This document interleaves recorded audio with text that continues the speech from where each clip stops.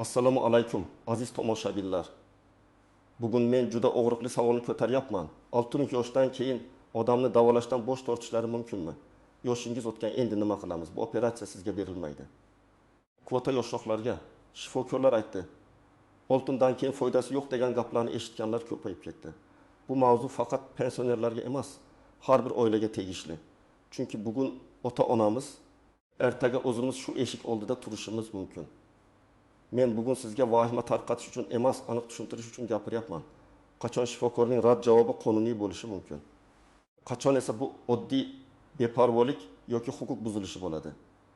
Videoni oxirigacha ko'ring. Chunki aynan oxirida shikoyatni qanday yozish, qaysi hujjatlarni yig'ish va qanday gapirish kerakligini aniq aytaman. Hozir kanalga obuna bo'ling, like bosing. Chunki bu ma'lumot sizga yoki yaqinlaringizga bir kuni juda kerak bo'lib qolishi mumkin. Avvalo bitta narsani ochiq aytaman. Odam 6 yoshga kirgani uchun davolanish huquqidan mahrum bo'lib qolmaydi. Tibbiyotda yosh muhim omil, lekin u yagona mezon emas. Shifokor bemorning umumiy ahvolini, yurak, buyrak, jigar qon bosimi, qandli diabet, insult yoki infarkt tarixi, narkozni ko'tara olish qilmasligini baholaydi. Demak, 6, 7, hatto 8 yoshning o'zi davolamaymiz degan hukm emas. Oldin ko'p joylarda muammo boshqacha ko'rinishda edi. Odamlar shifoxonaga borardi. Navbat kutardi. Shifokor tekshirardi. Keyin imkon bo'lsa davolash boshlanardi. Hujjatbozlik kamroq tuyulardi, lekin norasmiy gaplar ko'p edi. Bunaqa yoshda operatsiya xavfli. Uyga olib keting. Dori ichib yursin degan javoblar og'zaki berilardi. Odam ham shuni taqdir deb qabul qilardi. Hozir esa vaziyat ancha murakkablashgan. Bir tomondan tibbiyot texnologiyasi rivojlandi. 7 yoshdagi bemorga ham stent qo'yishadi. 75 yoshdagi odamga ham ko'z gavharini almashtirishadi. 40 yoshdagi bemorda ham son suyagi operatsiyasi qilinadi. Ikkinchi tomondan yo'llanma, elektron navbat, sug'urta byudjet puli, hududiy ro'yxat. Komissiya xulosasi degan mexanizmlar ko'paydi. Mana shu joyda oddiy odam adashadi. Unga bo'lmaydi deyshadi. Lekin nima uchun bo'lmasligini yozib berishmaydi. Natijada xalq orasida maxfiy buyruq bor ekan. 6dan keyin davolashmaydi degan gap tarqaladi. Men buni shunday tushuntiraman. Agar haqiqatan ham biror ikki tartib, komissiya mezoni yoki kvota cheklovi bo'lsa, u bemorning huquqini to'liq bekor qila olmaydi. Hech qaysi ichki ko'rsatma insonning yoshiga qarab davolanishdan mahrum qilishga asos bo'lmasligi kerak. Agar shifokor tibbiy xavf bor desa, u buni hujjat bilan tushuntirishi kerak.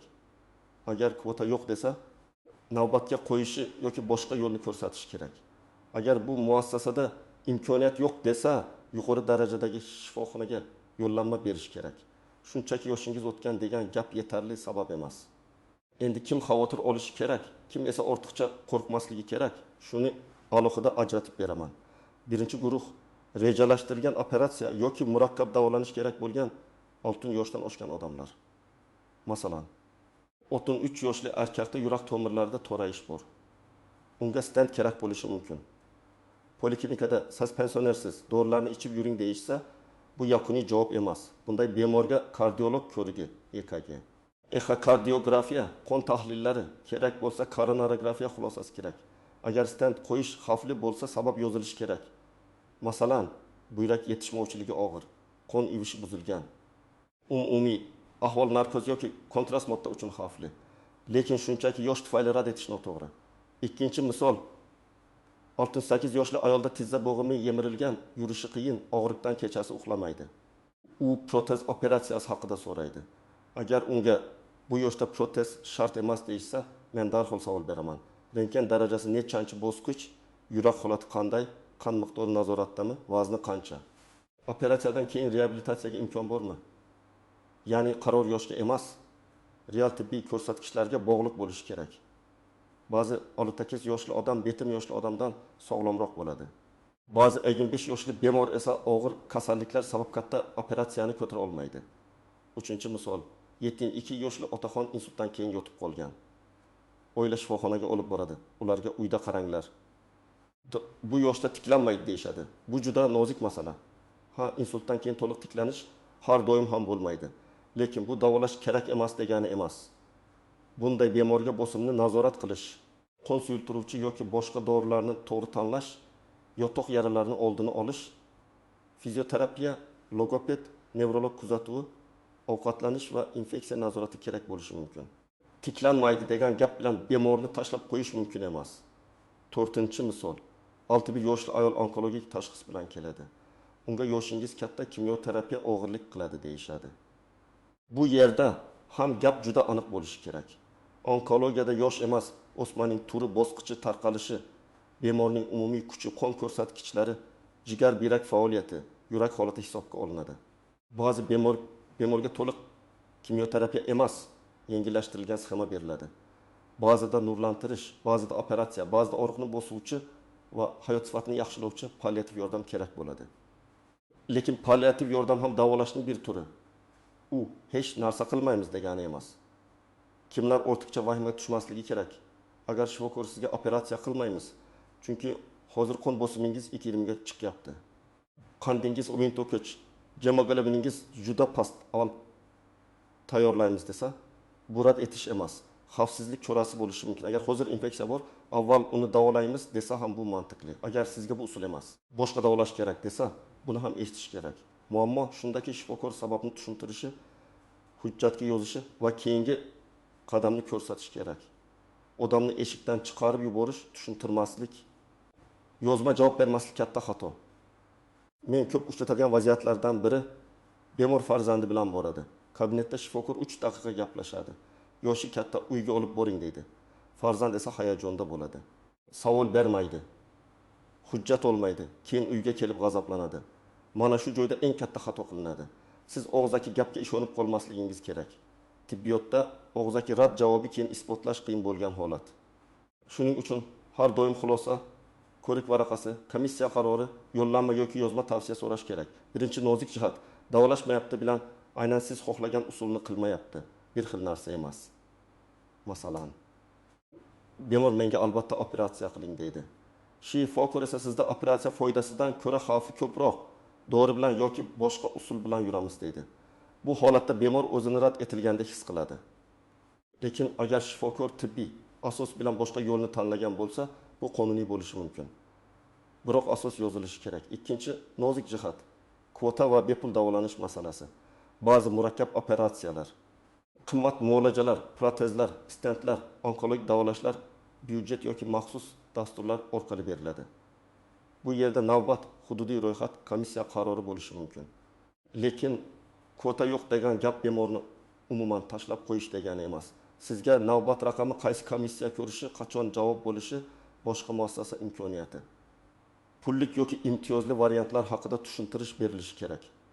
3-nozik jihat, maxfiy buyruq degan ibora. Men bunday gaplarga ehtiyotkor qarayman, chunki odamlar ko'pincha ichki tartibni, moliyaviy cheklovni yoki shifokorning og'zaki odatini maxfiy buyruq deb ataydi.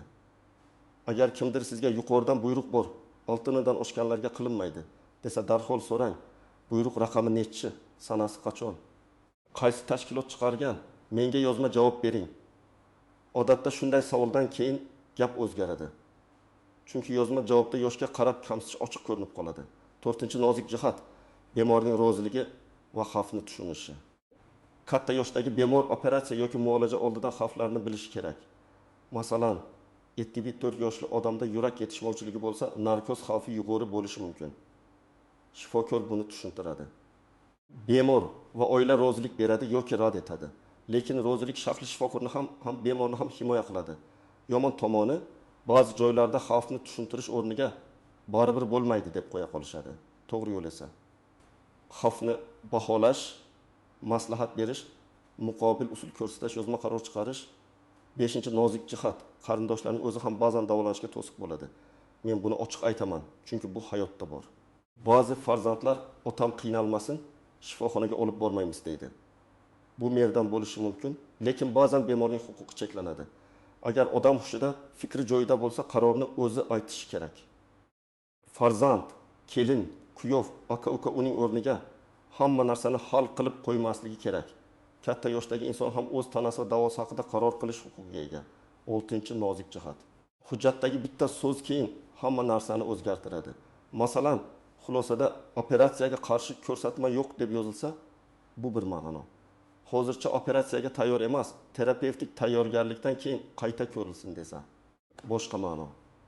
operatsiya tibbiy jihatdan maqsadga muvofiq emas desa yana boshqa ma'no.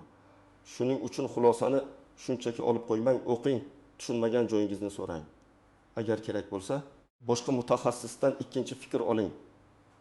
7-nozik jihat tez yordam va shoshilinch holatda yosh bahona bo'la olmaydi. Agar odamda infarkt alomatlari bo'lsa, insult belgilari bo'lsa, nafas qisishi, hushdan ketish, kuchli qon ketish, son suyagi sinishi, og'ir infeksiya, qon tushib yoki ko'tarilib ketishi bo'lsa, yoshi katta deb yordamni kechiktirish mumkin emas. Shoshilinch yordamda birinchi vazifa hayotni saqlash.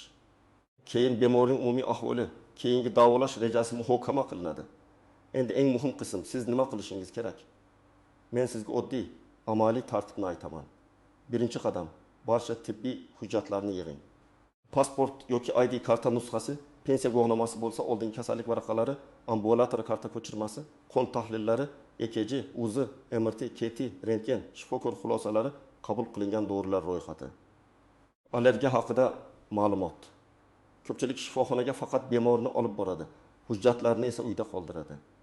Keyin shifokor to'liq qaror chiqara olmaydi. Hujjat qancha tartib bo'lsa, sizning pozitsiyangiz shuncha kuchli bo'ladi. Ikkinchi qadam, har bir rad javobini yozma shaklda so'rang. Juda oddiy gap ayting. Doktor, iltimos qaysi sabab bilan bu davolash tavsiya etilmayotganini xulosaga yozib bering. Keyingi qadamimiz nima bo'lishini ham ko'rsating. Bu gapni xotirjam ayting, janjal qilmasdan. Agar haqiqiy tibbiy sabab bo'lsa, yozib berishadi. Agar gap shunchaki yoshingiz o'tgan darajasida bo'lsa, ko'pincha yozishga tortinishadi. Uchinchi qadam. Bo'lim mudiri yoki bosh shifokor qabuliga kiring. Kabinetda shifokor bilan tortishib vaqt yo'qotmang. Sizning maqsadingiz janjal emas, rasmiy javob olish. Bizga davolash rad etildi yoki kechiktirildi, sababini tushunmadik. Bemorning ahvoli yomonlashyapti. Iltimos, komissiya ko'rigini tashkil qiling yoki yozma xulosa bering deb murojaat qilgan. Iloji bo'lsa, arizani 2 nusxada yozing. Bittasini topshiring. Ikkinchisiga qabul qilingan sana va imzo qo'ydiring. 4-qadam, arizada his tuyg'udan ko'ra fakt yozing. Masalan, onam 67 yoshda 2025 yil 2 mart kuni falon poliklinikaga murojaat qildik. Shifokor falon tashxis bo'yicha davolash yoki yo'llanma masalasida og'zaki rad javobi berdi. Rad sababi yozma ko'rsatilmagan. Bemorning shikoyatlari kuchli og'riq, yurish qiyinlashishi, qon bosimi ko'tarilishi. Komissiya ko'rigini, yozma xulosa va keyingi davolash rejasini berishingizni so'raymiz. Mana shunday aniq ariza ko'proq natija beradi. 5 qadam ikkinchi fikr oling. Agar bitta shifokor bo'lmaydi desa, bu har doim oxirgi so'z emas. Ayniqsa onkologiya, kardiologiya, ortopediya, nevrologiya, neyroxirurgiya, buyrak ko'z operatsiyalari kabi yo'nalishlarda boshqa mutaxassis xulosasi muhim. Lekin ikkinchi fikrga ham hujjatlar bilan boring. Bizga yordam bering deb emas. Mana tahlillar, mana tashxis, mana rad javobi, sizningcha qanday variant bor deb boring. 6-qadam, shoshilinch belgilarni kutmang. Katta yoshdagi odamlar ko'pincha chidashadi. Bolalarni bezovta qilmang, o'tib ketadi. Qarilikda deb yuraveradi. Natijada oddiy davolash bilan hal bo'ladigan muammo og'irlashadi. Masalan, nafas qisishi boshlangan odam bir hafta kutsa, yurak yetishmovchilik kuchayishi mumkin. Oyoqdagi yara vaqtida davolanmasa, qandli diabetda infeksiya chuqurlashishi mumkin. Ko'z xiralashsa, vaqtida tekshirilmasa, ko'rish yomonlashadi. Shuning uchun 6 yoshdan keyin profilaktika hashamat emas, zarurat. 7-qadam, dori ro'yxatini nazorat qiling. Katta yoshdagi bemor bir vaqtning o'zida 5, 10, ba'zan 15 ta dori ichadi. Biri bosimga, biri qandga, biri yurakka, biri qon suyultirishga, biri oshqozonga. Ba'zi dorilar bir-biriga mos kelmasligi mumkin. Shifokor davolashdan oldin bu ro'yxatni bilishi shart. Siz qog'ozga dori nomi, dozasi, necha mahal ichilishini yozib boring.